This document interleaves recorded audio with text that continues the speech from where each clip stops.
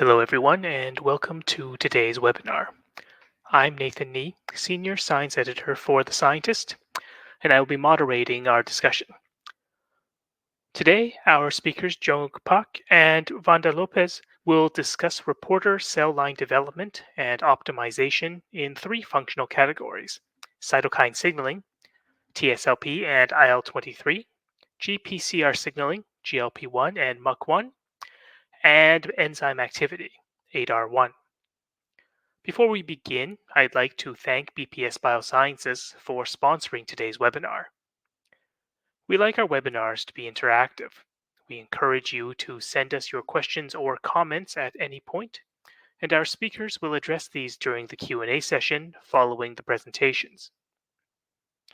To ask a question, simply click on the Q&A tab and type your query into the question box located on the right side of your screen.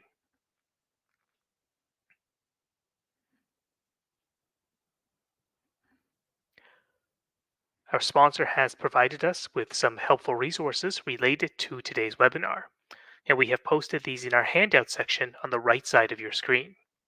You can access and download these documents at any time during the webinar. If you have minimized the Q&A panel, simply click on the blue chat button in the bottom right corner to bring it back.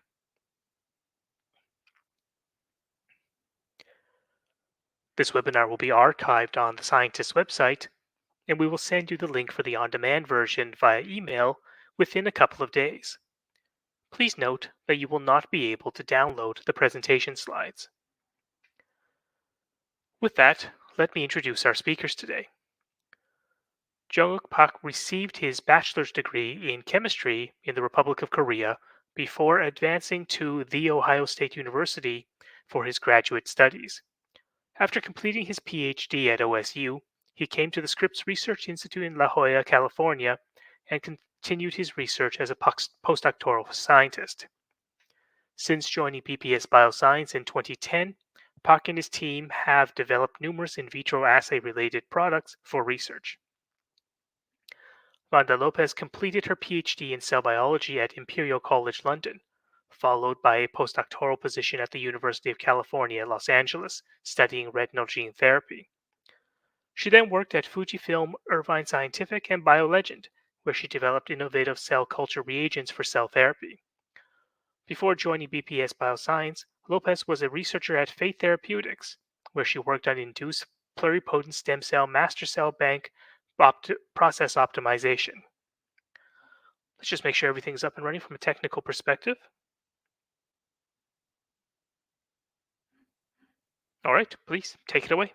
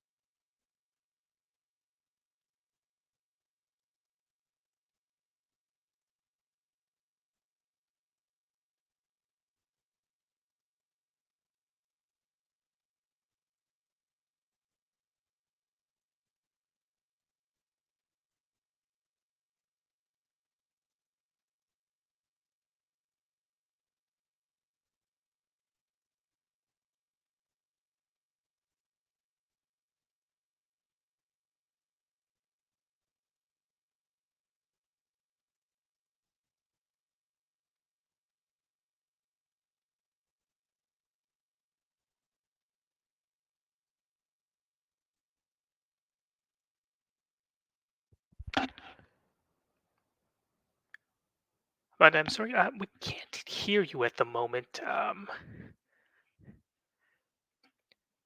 Would you mind trying logging off and then logging back on to see if that helps the issue?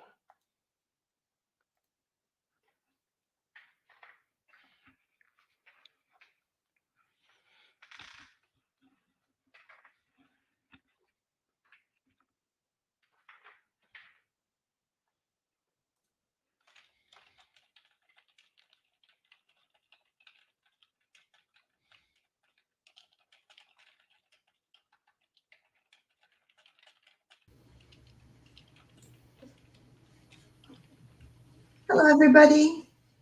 Can you guys hear me now? I can hear you now. Please go ahead. Thank you.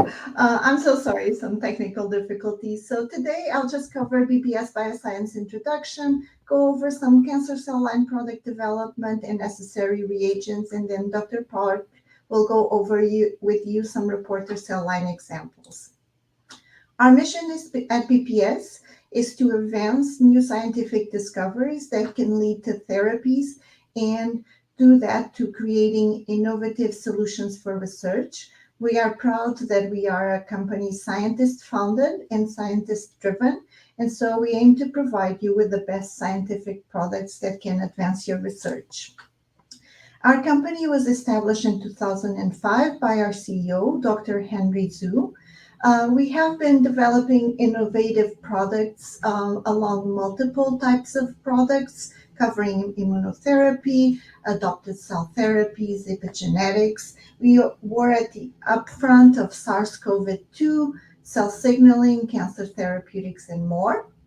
We are proud to say that we are an industry leader in recombinant proteins. We work hard in bringing to you hard to purify protein complexes that you can probably not find anywhere else. And we also are at the upfront of development of cell lines and cell-based assays, assay kits, cell systems, and virus-based tools. We have a broad range of core technologies covering custom proteins and conjugates. We can offer you with high purity and high yield expression of multiple types of recombinant proteins. We can work with you to optimize formulations, functional testing, protein label, and other modifications. As we are going to discuss today, we offer cell line development. We also offer CRISPR-Cas9 product types and iPS-derived cells. In addition, we have lentivirus engineering. We also offer AAV and VSLV. And we have, and we hope to work with you on screening and profiling. And by this way, save you your time by providing you with a service where we can evaluate for you your lead compounds.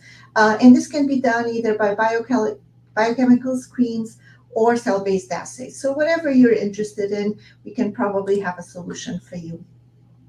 At BPS, we try to develop our products, always keeping in mind that we are scientist founded and scientist driven. So we try to develop products that cover what we believe is a general discovery workflow.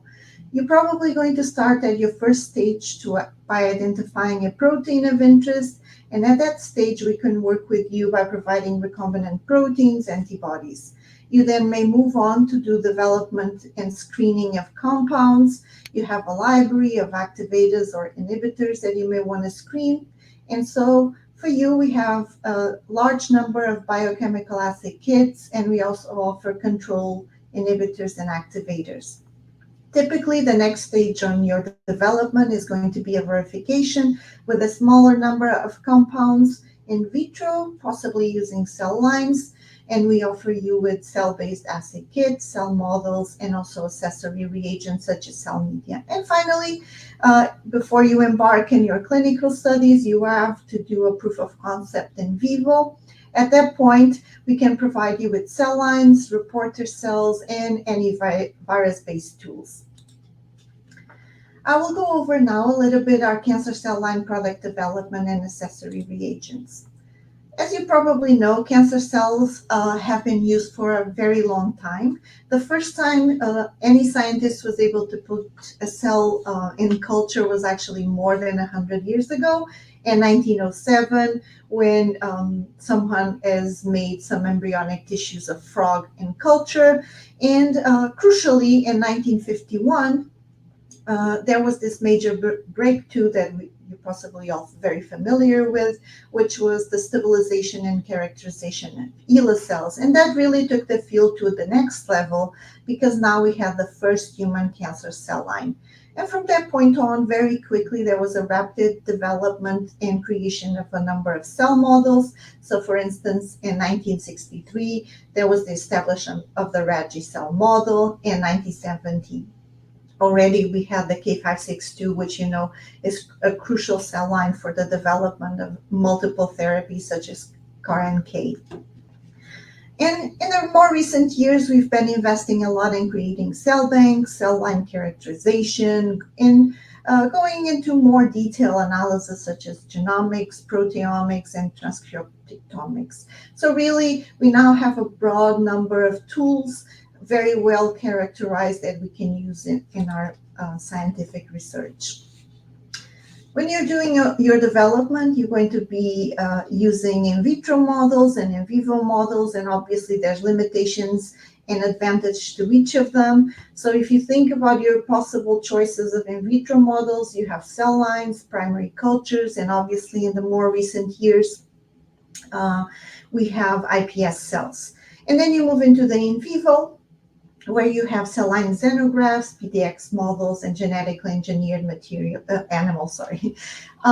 Each of these models does have, like I mentioned, limitations and advantages. So if you think about the cell lines, obviously the biggest advantage this model has is the fact that it allows for high-throughput screening for drug discovery. They're very typically easily to culture, easy to manipulate. They still maintain some of the properties and mechanisms in place. You can easily do subclones with different levels of expression, which allow you to mimic the tumor microenvironment and the tumor heterogeneity. The handicap is obviously they are immortalized. They don't mimic truly what the system is in vivo. And if you want to mimic a tissue, you may really have to test multiple cell lines if you want to have some conclusions. On the other hand, the primary cultures do represent a more close system to the in vivo. However, they have limited expansion. They are typically difficult to culture and very hard to genetically manipulate. iPS cells, I would say, are kind of a hybrid.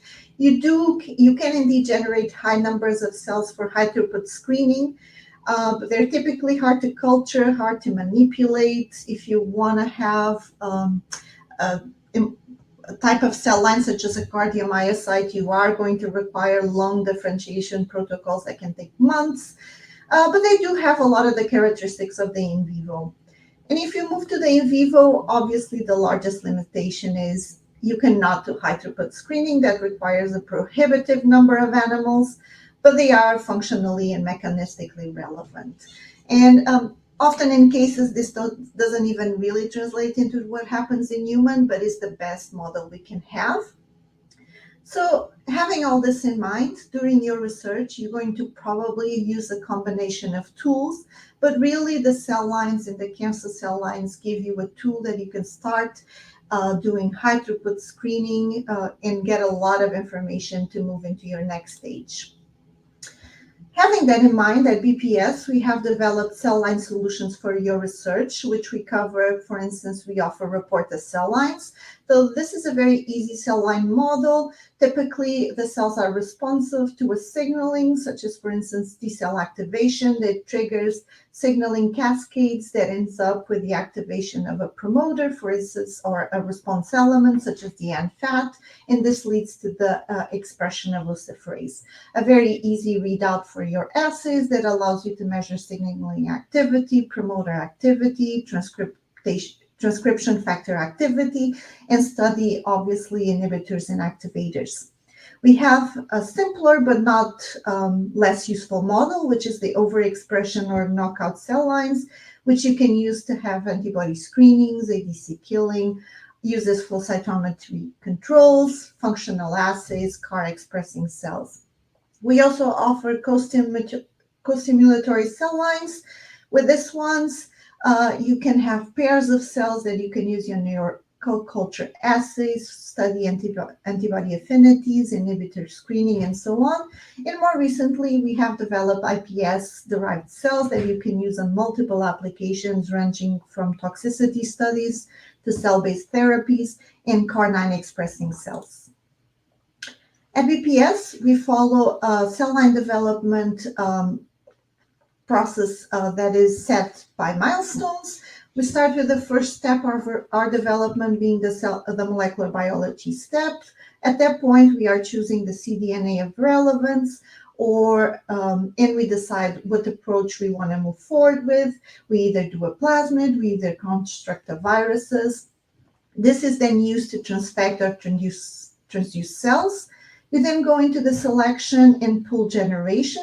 At this point, you will have a cell pool that will be characterized, typically phenotypically. We may do flow cytometry to characterize the cell pool, and this goes into selection with antibiotics.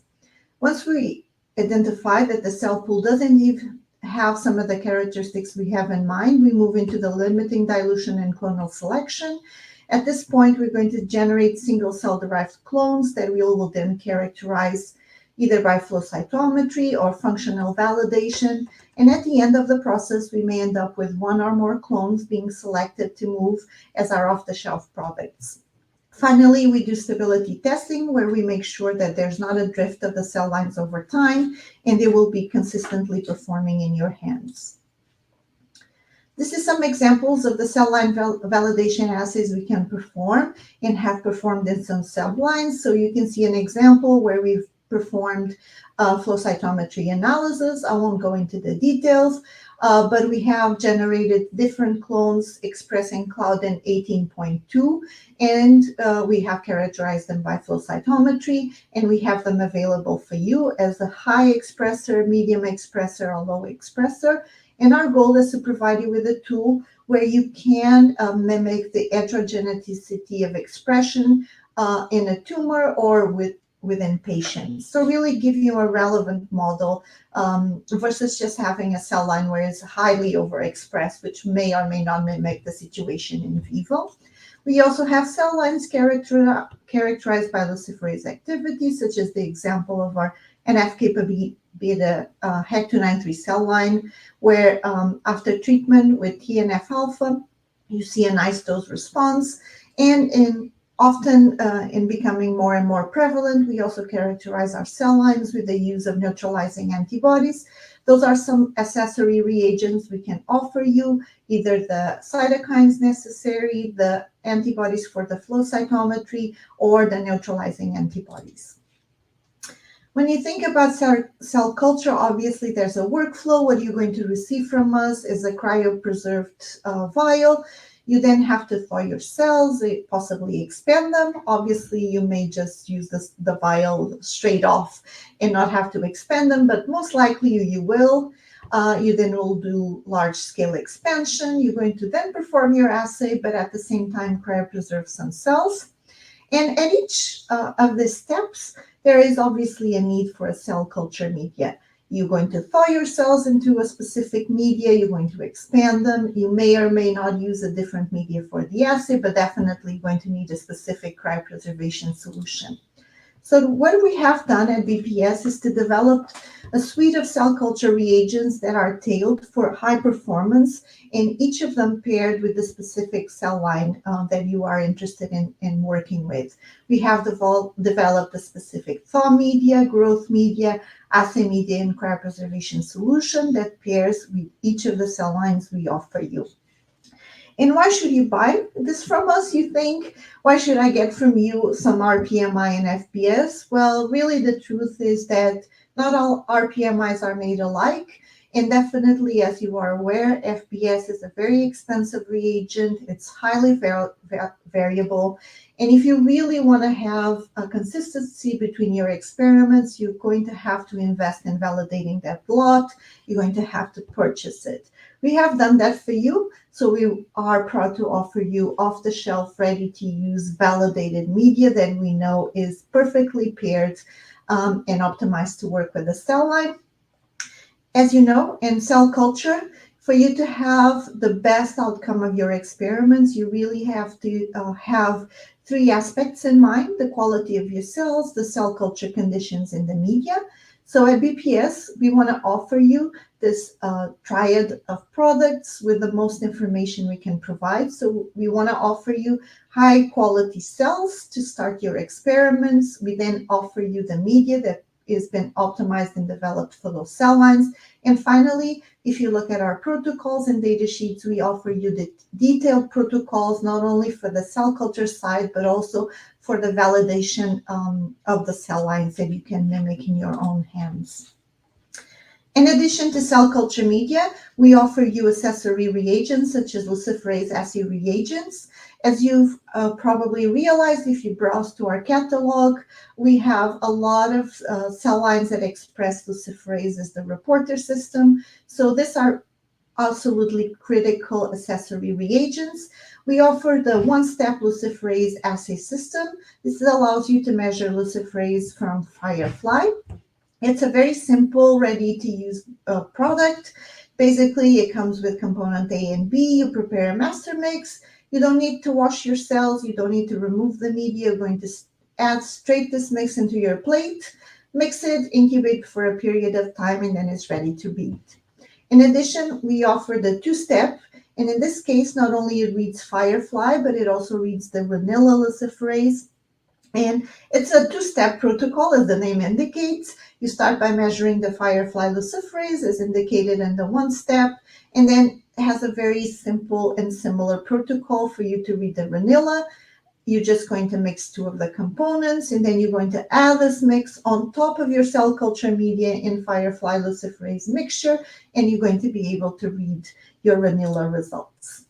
I wanted to go over some of the characteristics of those products to introduce them to you. Our one-step luciferase assay system has been validated versus a competitor product.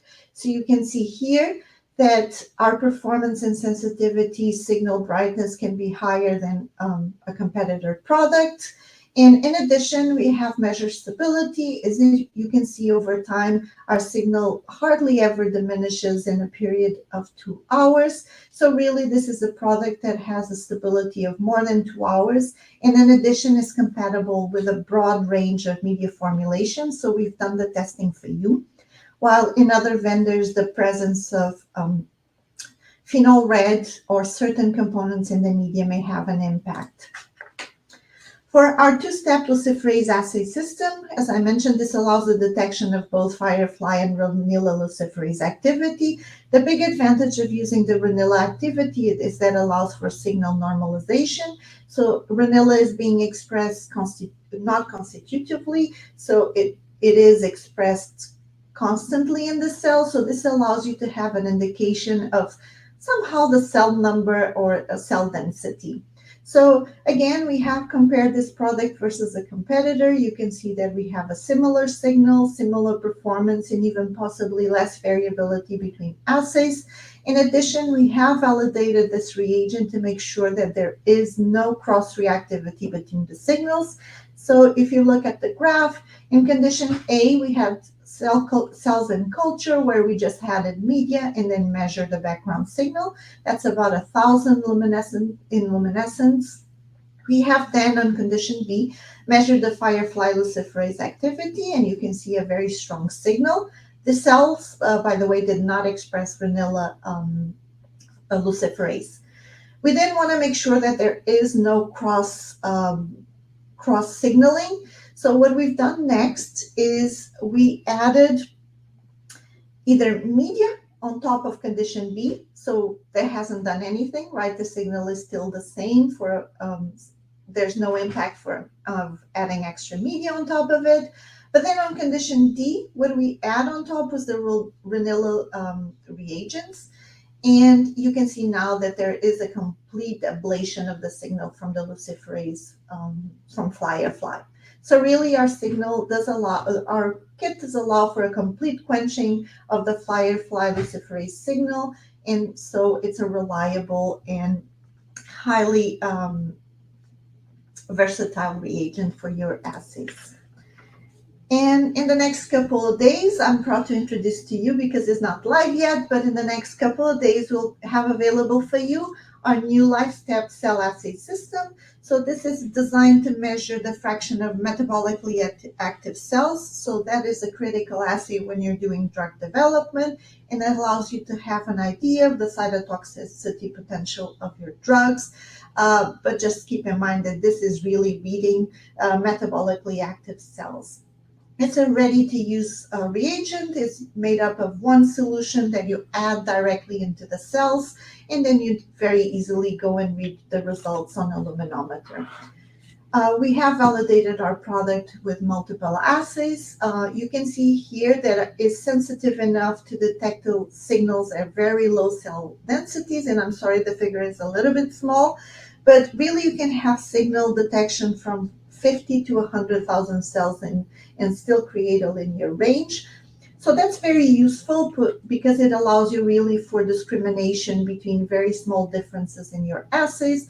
Let's say that you really wanted to investigate the cytotoxic potential of a drug and the effects are very subtle. This is still a reagent that you can use. We have then performed stability studies and you can see that obviously there is a decrease in signaling over time, and we're talking about 5 hours, so that's a pretty long time, but still the half-life of our product is more than 4 hours, and this allows you for a high flexibility. When you're doing high throughput screening, you end up with a large number of culture plates, and obviously you cannot read them all at the same time. So having this flexibility of reading your plates consecutively without a major impact on the signal is really crucial, and still allows you to do a comparison between all the plates. Obviously, if your signal reduces very quickly, this is not the same situation and you cannot do that comparison. So really allows for large flexibility. Some more data. We have validated this product with multiple cell lines, both adherent and in suspension. They allow for sensitive, reliable readouts during drug development. We make a point of trying to validate our products in a way that is directly translatable to you. They are clinically relevant validations. So in this case, we have tested our product with 2 drugs used in chemotherapy and used the cell line that represents a breast cancer cell model. I want to go over very briefly our custom offers. As we offer you off-the-shelf products that cover the workflow solutions, we also offer similar services as a custom offer. All our products are produced in-house. We're committed to excellence. I do want to emphasize that you're not going to only interact with our sales team, but you're going to have direct access to our scientists and all their know-how. We provide custom development services for all the products I've mentioned. And in terms of complete cell lines, I have to mention that off the shelf, we have more than 300 paired with more than 120 optimized cell culture medias. Accessory reagents, we offer primary cells, IPS, and Cas9 expression system. Our custom cell line development workflow mimics very closely what we do for our own in-house development, obviously with the flexibility of you choosing your cDNA and target of interest. You can choose how many clones you want, how you want to validate your cells, which functional validation is appropriate, and obviously how long and what type of stability testing you are interested in. We have this program that I want to finish my part with because I believe is quite unique. We have a cell line rental program where you try before you buy.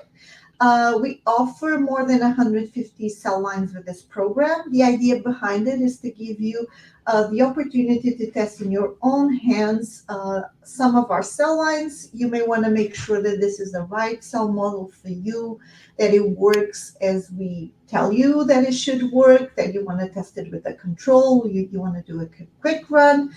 So this is the program for you. You can rent it for up to 3 months with 50% of the price. And after the rental period ends, you can decide if this is the right cell line for you to go ahead and purchase it. Thank you very much. I'll now, I hope I introduced to you BPS and our capabilities, and I'll let Dr. Park take over and go over with you some examples and more detailed information about our product. Okay, thank you, Vanda. Can you hear me? Actually? Yes. Oh yeah, thank you so much. All right. Thank you. Thank you. All right. Hello, everyone. My name is Junguk Park, and I am one of the scientists in DPS Bioscience who work for developing the reporter cell lines and cell-based assays. In next 15-20 minutes, my presentation will show a general format of BPS reporter cell lines with some actual product examples which can be applied to what Vanda just present you guys. It won't cover many details of the science behind the cell lines. Instead, I would like to share our own approach, how we develop the new product and also services. Before showing some examples, I would like to re-emphasize what the special features of BPS cell lines and product are, beside its high quality. As Vanda just mentioned, the BPS was founded by scientists, and our research and development for the product and services have been driven by the scientist customers like you, as well as the BPS scientists. So I believe that we understand what the scientists want to know before they purchase and use the research tools from the commercial sources like BPS Bioscience. First, BPS is trying to share as much information as possible regarding the product. We are not just putting some fancy figures without explaining some key features and ask you to call us for details and also the price. We want to tell you what you exactly expect when you are doing the experiment. For examples, in the reporter cell line case, we are telling what type of parental cell line we used, and also how we engineer these cells and what type of construct or what gene of DNA we used for this cell line. And furthermore, what type of application we actually did and also you can do with these cell lines. And more importantly, the customer actually can get most information from our website directly. So customers don't have to call us and share their personal information to get those kind of information. The second, our graphic data on the product data sheet actually were generated by our scientists, not the graphic artist or marketing specialist. So the results demonstrated in this website are more realistic. And it is just like you generate with your data and your software. Lastly, our technical support team is very customer friendly. Also, all scientists who develop these cell lines are working on site here in San Diego. So we are ready to help the customer through our technical support team 24 hours, 7 days a week. So if there are any concerns or questions, customers can reach us and we will get back to you as soon as possible. Anyway, now I like to show some general strategy to develop BPS reporter cell lines and some cell line examples related to cytokines, immune checkpoint receptors, GPCR, and drug targeting enzymes. Okay, so how BPS actually construct these reporter cell lines? Normally, our reporter cell line consists of 4 or 5 main components. First, obviously, the host cell lines. So most BPS reporter cell lines were developed with HEC-293 or Junguk. In some cases, THP1 or other immune cells as well as CHO cells are used for some cases, and also we used other relevant cancer cell lines if we need to develop some specific cell line. But even if it is the same reporter cell line, sometimes customers prefer a specific parental cell line which is not on our website. In that case, you can just reach us and we can take it as a custom project, just like Vanda explained, and try to develop a new product as long as the cell line license and safety regulations are permitted. In a lot of cases, the extracellular signals are transmitted through the cell surface receptors. So we normally overexpress the target receptors if needed by introducing the gene through transfection or viral transduction method. Sometimes the receptor is a heterodimer complex, then we express both or one of them depending on the situations. Also, some cases, endogenous receptor expression is actually high enough to study. Then we just let the cells use its own receptor to recognize the ligand and transmit the signals. Receptor is on the top of the upstream, and at the very bottom, of course, there is a response element or promoter which controls the reporter expression. BPS has more than 15 off-the-shelf response element constructs, such as NFET, NF-kappa B, and different step response elements. Of course, all sequence informations are available, not only for the customer who already purchased the product, but also for the people who plan to buy our cell line as always. Another important component is an adapter protein, which is located in between the receptors and promoter and relay the signaling pathway.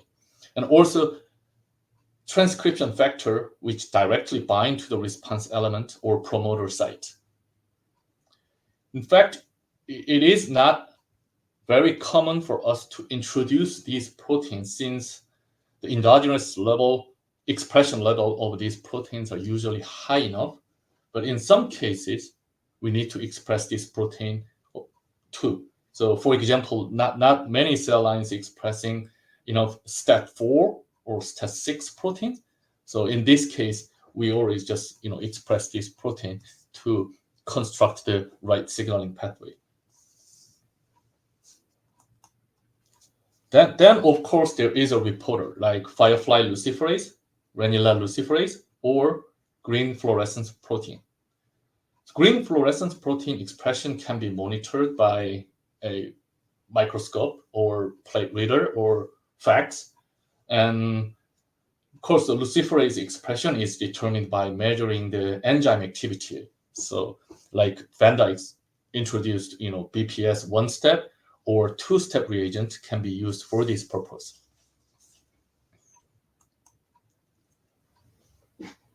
We are now actually discussing the cell-based assay and reporter cell line, but for some customers, tissue culture itself might not be a routine procedure, or some of them could be too busy to optimize each cell culture conditions. So even in such a case, no need to worry about it because BPS tried to help and already prepare or optimize the cell culture mediums as well as the assay mediums. So customer can simply purchase and directly use it without further formulation.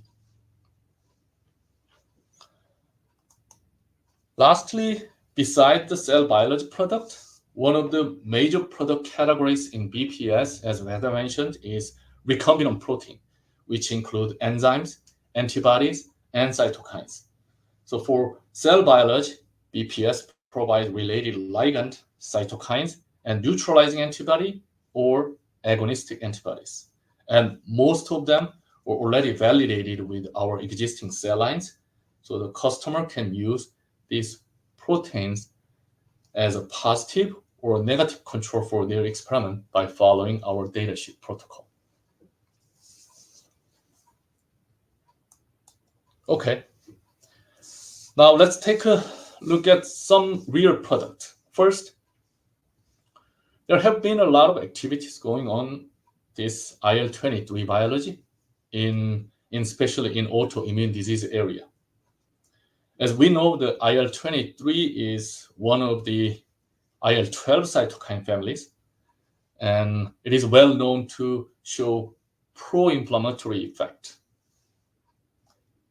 Compared to IL-12, one of the unique features of IL-23 is that it actually promotes the growth of Th17 cells and playing an important role in different inflammatory autoimmune reactions. Biochemically, IL-23 is composed of two subunit. One is P19 and the other one is P40. And there are actually approved drugs targeting one or the other to treat the various autoimmune diseases. For IL-23 reporter cell line, we started with HEC293 as a parental cells. Then we introduced the STAT3 response element, which can control the firefly luciferase expression. Also, we expressed IL-23 receptor, which is a heterodimer of IL-12 receptor beta and IL-12 receptor beta 1 and IL-23 receptor. And in this case, we actually expressed both of them. So upon IL-23 bind to IL-23 receptors, the signal is related by typical JAK and STAT pathway, and luciferase expression is induced.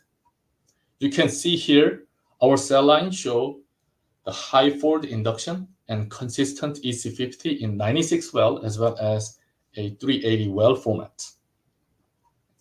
In addition, the both anti-40 and anti-P40 and anti-P19 antibodies can be validated with our cell lines. And as discussed, the most material used for this experiment, including the cell culture mediums, are available from BPS Bioscience. In addition to IL-12 or IL-23, people are also interested in a downstream target, IL-17. But IL-17 is a little different from IL-23. In IL-17 cases, our results show the HEC293-based NF-kappa B reporter cell line is actually respond to IL-17 with a reasonable signal induction without even overexpressing IL-17 receptor complex. In this case, because we did not overexpress the receptor, we want to test whether the anti-IL-17 receptor antibody can inhibit this signal to confirm this whole signaling is actually mediated by IL-17 receptor complex. And you can see here the IL-17 response is inhibited by an anti-IL-17 receptor antibody, which means there is actually endogenous IL-17 receptor expressed, and it is high enough to transmit the IL-17 mediating signal pathway. In addition, of course, we can actually measure the anti-17 antibody potency by using these cell lines. As in the introduction, in addition to IL-23 and IL-17s, we recently developed the reporter cell lines for other cytokines. For example, IL-4, 13 in HEC, and TL1A in Junguk, as well as TSLP in BAF3 cell lines. Especially for this middle TL1A, although there is no approved drug yet on the market, a lot of business activities happened last year, and I believe the BPS is one of the first companies developing this cell line, and maybe still the only company has this cell line commercially available.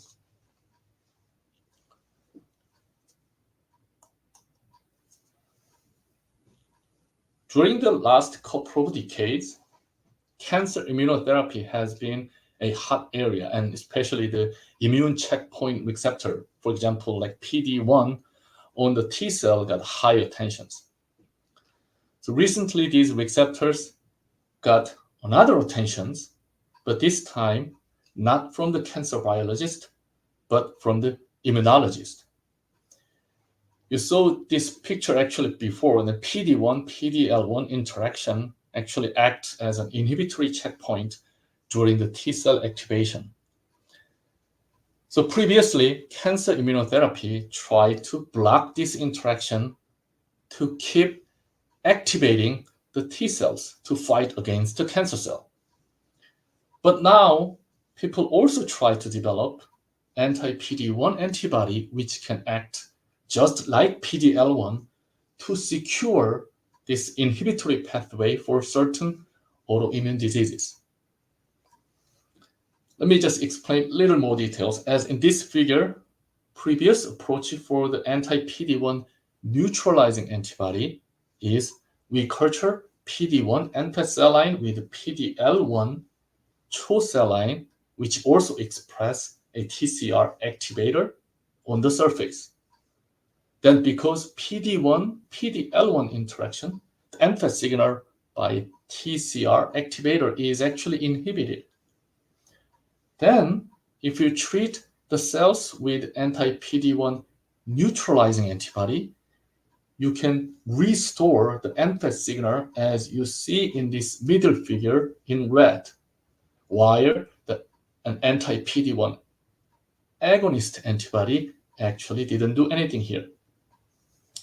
So for the agonistic antibody assay, we had to develop a little different format of assays. So what we can do here is, instead of PD-L1 in this figure, we expressed Fc gamma receptor 2b with TCR activator. Then do the similar co-culture assay with PD-1 expressing NFAT Jurkat cell line. Because there is no PD-L1, you can imagine the NFAT activity is just retained. However, if you introduce anti-PD-1 agonistic antibody, which supposed to act just like PD-L1, then bind to the Fc gamma receptor, then you will see the NFAT activity is decreased as the antibody concentration is increased, like the right side of figures. So with this system, you can simply sort out the agonistic antibodies from your anti-PD-1 antibody pool.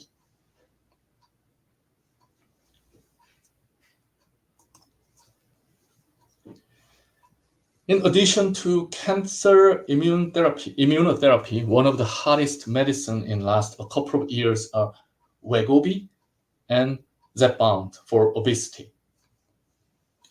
These are not just one of the most selling drugs last year and this year, but also the scientists who are pioneered in this area just received the Lasker Award last week, and now people are speculating the Nobel Prize for them. But as we know, the target for these medicines are G protein coupled receptor, GLP-1R, GIPR, and glucagon receptor. Since all these signaling activate the cyclic AMP response element binding protein, we express this GPCR in Cre reporter cell lines. Just to make clear, we express one receptor each, not all three together. Then, upon treating the ligand, natural ligand, GLP-1 and GIP and glucagon, you can see here these reporter cell lines respond very well with high force signal induction in, again, the 96 well as well as 380 well format. Also, we tested approved drugs as well as the small molecule candidates, then show these cell lines should be a good starting point for the high throughput screening without using a typical expensive plate readers for GPCR like Flipper from molecular device.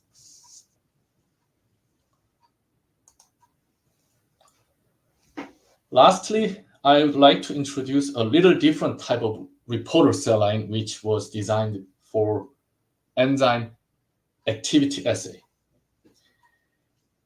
Here, I will show an example with an enzyme called ADAR1. So this adenosine deaminase acting on RNA1, ADAR1, catalyze adenosine to inosine deamination reaction to edit the double-strand RNA. To make a long story short, the ADAR1 expression is actually increased in several cancers, and it has been shown that ADAR1 knockdown actually improved the PD-1 blocking immunotherapy. So it makes ADAR1 as an attractive cancer therapeutic target with anti-PD-1 antibody. What we did here for ADAR1 cell-based assay is we designed the substrate which contains a stop codon upstream of firefly luciferase gene. So luciferase is not supposed to be translated because there is a stop codon before the luciferase. But if ADAR1 is expressed and active on this substrate, then this amber codon is actually edited to tryptophan codon. Then the translation can be going on. And cell express the firefly luciferase as a reporter. That means firefly luciferase activity can reflect the ADAR1 activity. So you can see here, reporter activity is actually increased as ADAR1 plasmid increases in transient transfection experiment. And also you can find the substrate is actually ADAR1 specific and show not much cross activity from ADAR2 transfection.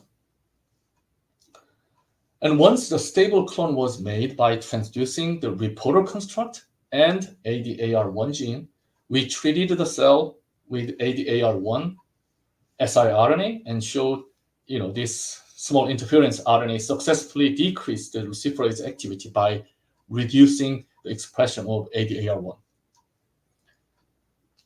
Unfortunately, a lot of cases, inhibitors of this nucleotide processing enzyme show some sort of cytotoxicity, and sometimes people cannot distinguish the cytotoxic molecules from the actual enzyme inhibitors. So in order to rule out those non-specific killing molecules, we introduced the third gene, which called the granular luciferase gene, as a viability control.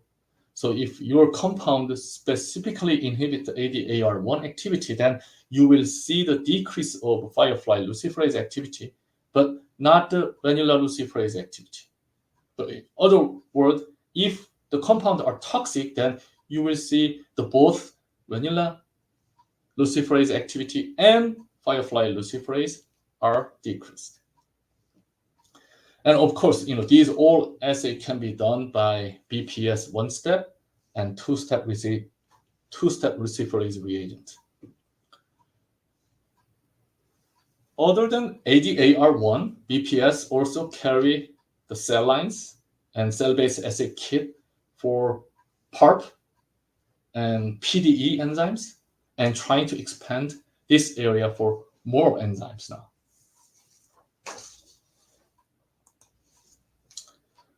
Okay, so that is it for my part, and I really appreciate your attention and hope we can help you understanding the BPS Biosciences vision and capabilities. And thank you. And please let us know if you have any questions.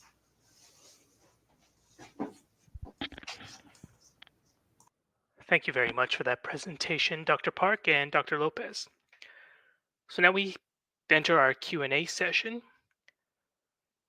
While we wait for the audience to weigh in with any questions that they might have, I just want to ask either of you if you could provide some advice or guidance on what are the ideal controls to have when using reporter cell lines. For example, let me take the TL1A Junguk cell as an example.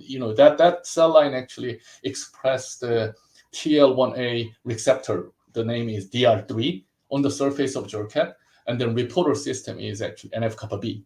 So in that case, if we want to just do the kind of orthogonal test or maybe counter assay with control cell line, then just simple NF-kappa B Junguk cell line could be the right control. So we do have those things, and then TL1A cell line also created based on that cell line. So if you can have both cell line, you can actually do the some sort of control assay with it.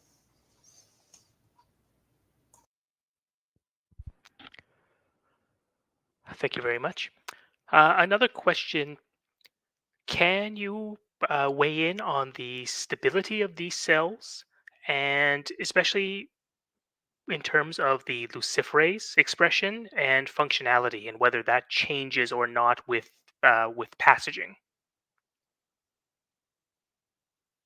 Not exactly, it's expression, because we all BPS cell line are actually single clonal stable cell line. Stable means once customer receive the cells and then throwing the cell and starting the experiment, we actually guarantee the cell viability and performance can be stable up to 10, even some cells, even 10 to 15 passages. So we recommend, at the first time they actually just receive the cell, it's better to have a lot of, early passage vials and then store than just keep going the experiment. But at least, once we guarantee those stability, luciferase activity and also cell performance, as well as the cell viability are guaranteed up to 10 to 15 passages. So, but of course, we do have some unstable cell lines, and then that cell line we actually mentioned in our data sheet, and then this cell line is only stable up to 5 or 6 passages, something like that. And generally, for consistency purposes, it's not good to exceed those recommendations. That's sure, but of course, some cells we want to be safe. That's why we just draw some line. But in some case, even if you just keep growing up to 20 passage, some healthy cell actually just show consistent result. But of course, as a provider, we want to draw some certain line. So probably you may not want to just keep going for 6 months or a year. You know what I mean? Yes. Yes. I think we have time for one more question. What is the difference between Firefly and Ranilla luciferase, and why did BPS choose them specifically to serve as the indicator? The Ranilla is more like flashy type of luciferase. So signal is pretty strong, but the signal decay is fast, and also the substrate itself is I'm not sure I can actually pronounce it right.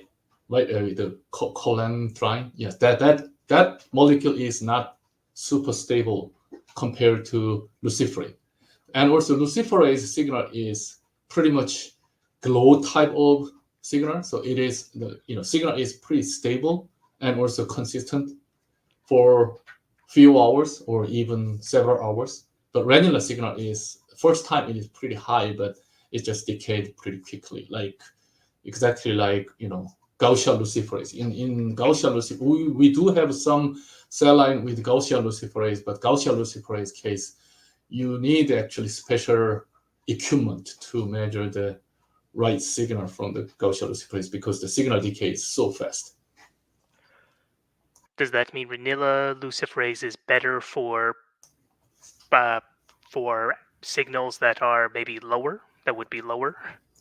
You can also say so, but Firefly luciferase also have, in terms of sensitivity, of course Ranilla is usually better than Firefly luciferase, and also smaller, so that may be some sort of advantage. But Firefly luciferase, our application is, as Vanda mentioned, it's more like high throughput screening. Then high throughput screening, you need some sort of interval to read the first plate to maybe 20 or 100 plates. So then we might want to just have some stable signal than just flash type of signal. Of course, if you need really strong signal, that's why we actually introduced the Gaussian luciferase. But in that case, special case, we needed that. But in general, I think the Firefly luciferase is more stable and easy to work with. And I just have one final question. I noticed on one of your slides that you showed both 96 well and 384 well plate data.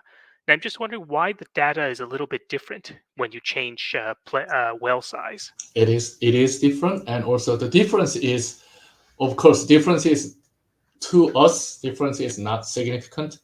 probably you saw the EC50 data is like less than 5 or maybe 5-fold difference, but that happens. But of course, somebody probably just ask us, some other companies' data show exactly same number from 96 well to 384 well, and then of course my advice is, okay, let's try it and then see how consistent it is. But I think those type of 3-fold or less than 5-fold difference is acceptable in this assay, and as long as in one type you can get the stable consistent EC50, then I think it should be acceptable. All right, that's all the time we have for today. And I'd like to thank both of you for being here today, for your presentation, and for the discussion that we've just had. Thank you. Thank you so much. Thank you, everybody. If anyone has any further questions, please consider reaching out to our speakers directly. Their contact information is shown on the screen. As a reminder, this webinar will be archived on the scientist's website, and you will receive an email notifying you when the on-demand version becomes available for viewing. Please make sure to follow the scientist on social media for updates on future webinars and other events. In closing, I'd like to thank everyone who took the time to join us today. And on behalf of the scientist, I'd like to thank our speakers, Junguk and Vanda Lopes, as well as our sponsor, BPS Biosciences. Thank you, everyone, and have a pleasant day. Thank you. Bye.